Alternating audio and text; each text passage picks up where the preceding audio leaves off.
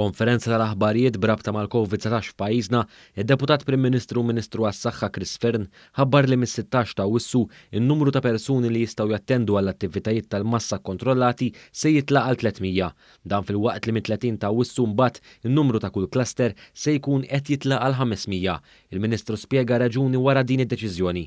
Sa issa jidher li bil-150 u 200 ruħ ġo kull cluster is-sitwazzjoni, ġenejt speċjalment fl-isptarijiet u fl-ITUs tagħna dejjem nżommu l-kawtela jidher li baqgħu kontrollabbli. U allura issa nistgħu mis-16 ta' Awwissu nżidu l-cluster għal 300 u mit-30 ta' Awwissu nżidu kull cluster għal 500.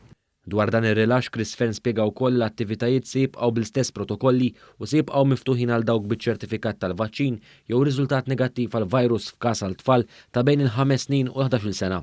Intant fl-istess konferenza tħabbar ukoll li mis-16 ta' Awwissu wkoll dawk biċ-ċertifikat tal-vaċċinu li kienu f'kuntatt ma' persuna pożittiva minflok jagħmlu kwarantina ta' 14-il ġurnata issa se jkunu obbligati jagħmlu kwarantina ta' 7 ijiem. Id-Deputat Prim Ministru spjega wkoll is-sitwazzjoni fl-Isptar Mater Dei. Ħabbar li bħalissa 35 persuna rikoverati fl-Isptar Mater Dei, b'4 minnhom jinsabu fit-taqsima tal-kura intensiva. Jidher ċar illi dawk il-persuni l-aktar li huma morda serjament huma persuni li mhumiex imlaqmin.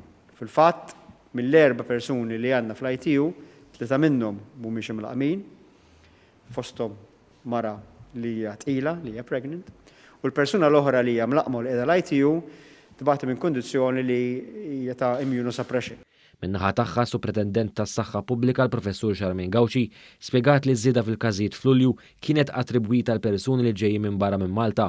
Fil-fatt, 60% tal-każijiet kienu minn barranin li waslu f'pajjiżna. Issa l-Professur Gauci spjegat li dan il-persentaġġ niżel għal 20%.